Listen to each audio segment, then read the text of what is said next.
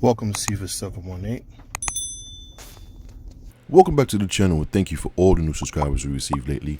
If you haven't subscribed, go ahead and hit that subscribe button along with the notification bell so you can always be notified anytime we release a video. Okay guys, in this video we're going to take a look at a new streaming device that was just released. It's available for pre-order. It is the new Google Streamer. Let's take a look at it and let's see what's going on.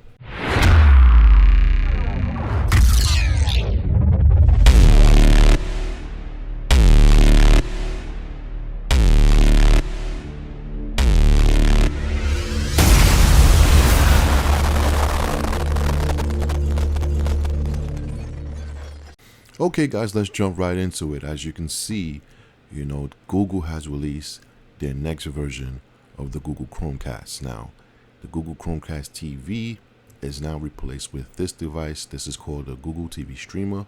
It is a 4K and it is $99. So it's almost double the price of the Google Chromecast. Now, we're going to look at the specs. We're going to see if it's worth it. Here are some pictures of it.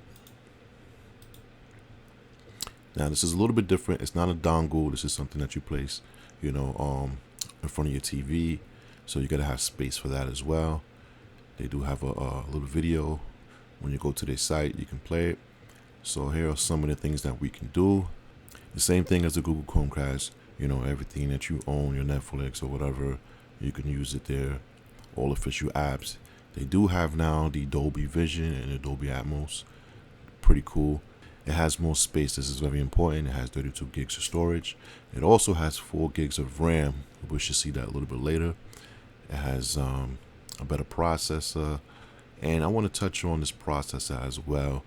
We're going to talk a little bit about that later. Of course, if you have a Google Home, you can utilize the device to control your smart home. It does have Mattercast. Mattercast means that you can utilize other smart homes. It doesn't necessarily have to be a Google Home. You can have an Amazon Home, or if you have something else, you can use it with this device. Like I said, it's not a dongle. It's something you place down on a table, so you got to have the real estate for it. Okay, so it does have a button where you can find the remote control. Now guys, what does this sound like to you? If you see my other videos, it sounds real similar to the Walmart's version of the Onn 4K Pro. So it's kind of similar. So did the Onn 4K kind of have like a sneak peek of what was happening over there in Google, and kind of went ahead and did their own version of it? That would be kind of messed up if they did, but it's very similar. The only difference is the power of the device. This device is definitely more of a powerful device, but is it? So we're going to talk about that a little bit further down the line. It doesn't appear to have a backlight on the remote control, but I'm not too sure. We're going to take a look at that as well. Let's click this arrow. You can connect your device to some headsets if you have. Google are going to promote their Pixel Buds Pro, so that's pretty cool. So right now we have a side-by-side comparison. As you can see, it's $99.99, and on the other side it's $49.99. One's a dongle, one's not. It comes in 2 colors, hazel and a porcelain. Now it has the 4K HDR10 and Dolby Vision. Same thing on this side, but this has the Dolby Atmos. This doesn't. This has the HDMI pass-through. That's just basically saying that it's passing the sound through your HDMI cord. This is a little bit more complex. It does have the customizable button. What does that sound like again? The Onn 4K Pro does have a customizable button as well. It has 32 gigs, like we said before, and it has an Ethernet port. Now, the Onn 4K Pro's Ethernet port was capped at 100 megabytes per second. So we have to see about this particular port. Now that'll be definitely a bigger change, but is it worth the extra $50? Let's see. Like I said, it has the Matter, and this has a thread border router. That connects the the Matter and Thread devices to work faster, to reach further than ever before. So basically, it's telling you that it can connect all your devices with no problems, okay? So let's head up to the top, and we're gonna go into the specs. So let's see, the dimensions are here. If you're worried about the real estate, 6 inches, about 3, about 1 inch in height. That's not too bad. And it's going 60 frames per second if you're into that. What else we have here? It does have the Wi-Fi 802.11 with Bluetooth 5.1. If you're into the specs on the Wi-Fi connectivities and the Bluetooth, it's right there for you. It does have a USB-C port, but that's for the power, which I think they should change. They should add an extra USB-C port, just in case you want to stick in USB-C stick or something like that. It only has one, so we're gonna have to stick to that. It has the HDMI 2.1, and look here, the Ethernet port is 1 gig, so 1,000 megabytes per second, 1 gig speed. So it will be able to handle your speeds if you have a 1 gig internet service. So if you have 1 gig coming in through your router or coming in through your modem, it will be able to handle it, and your speed should hit the peaks. So unlike the Onn 4K where 100 was the maximum, and we had to utilize an adapter to change that up. So this one you don't have to spend the extra money, but the extra money you're spending on the Onn 4K is $14 to $15. So it'll bring your own 4K Pro from 50 to 65, which is still less than 99. So now, let's say you want to just use this device. Is it worth it? The only way I believe that it will be completely worth it if the chipset that's inside of this device is like super premium. So we got to take a look at that as well. Another thing is, it does not come with an HDMI cable. So remember that when you purchase this device, you're going to have to purchase an HDMI cord if you don't have one already. So it does come with batteries. That's cool.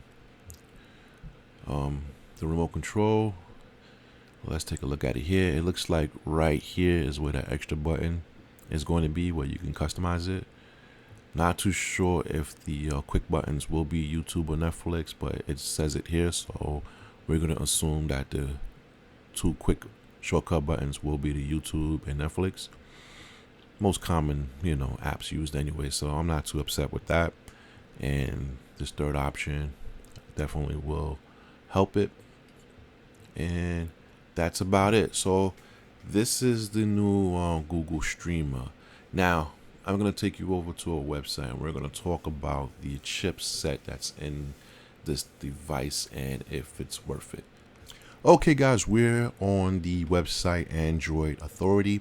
This article was published August 6th. Let's scroll down. It says Google just killed Chromecast. In its place, they launched a new Google TV streamer, and it's replacing the Google Chromecast TV.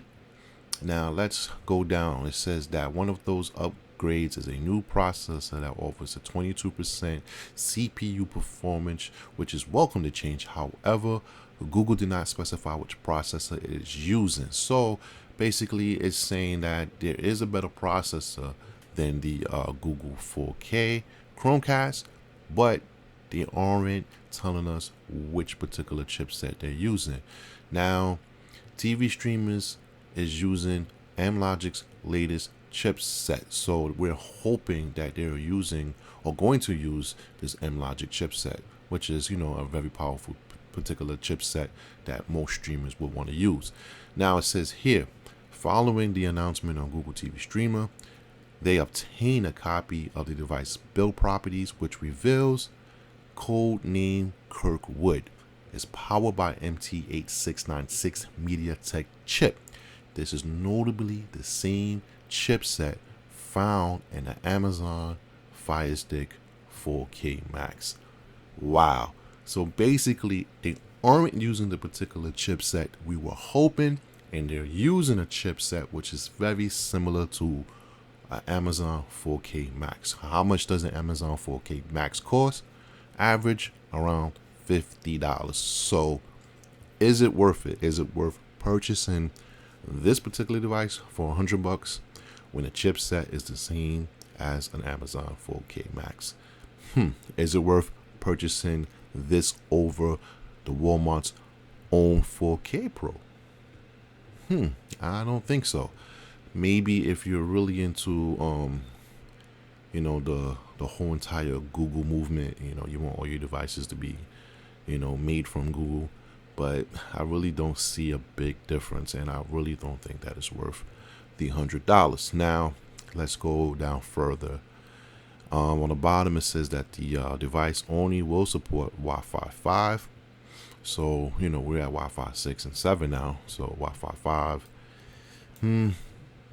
we'll see. It says, in any case, this news might disappoint some users who are expecting Google to use the Amlogic's new 6nm S905X5 chipset.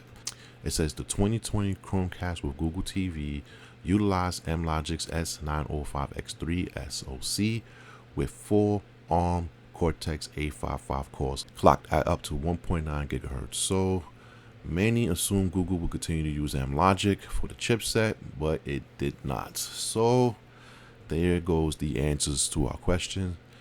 This particular device is not using the newest Amlogic chipset. It's going to be using something very similar to the Amazon 4K Max.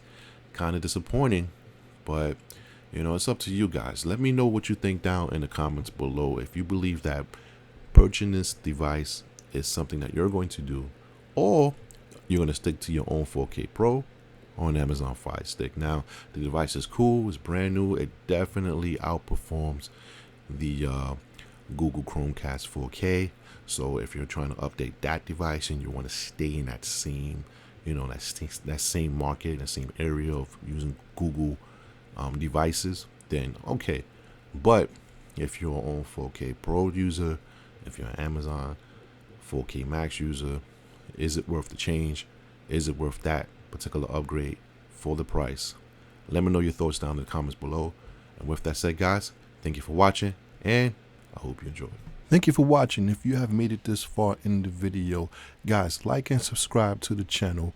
I am going to give away a PlayStation Portal to one lucky subscriber watching the channel. Now, guys, all you have to do is subscribe, like the video, watch the video in its full entirety. We're trying to get the watch hours up, guys. Once we have the watch hours up to the point where we can get monetized, we're going to give away a PlayStation Portal. So stay tuned, continue to watch the videos. Eventually, we're going to give out this PlayStation Portal to the lucky winner. Thank you.